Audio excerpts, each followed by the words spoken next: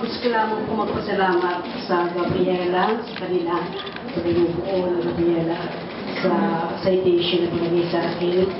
At natutuwa po ako dahil hindi ko inisip na magpahanggang ngayon po ang pelikulang minsan isang gamo-gamo ay talagang nakikita pa rin at binibigyan ng importansya. Kaya isa sa mga pelikulang ginawa ko po noong baka po ako. At maraming salamat po sa inyo sa pagkilala sa amin sa isang gamo-gamo sa pelikulang ginawa ko yun. Thank you po.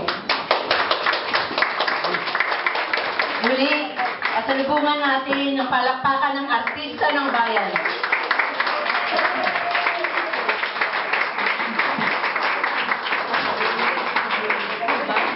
Magdadala.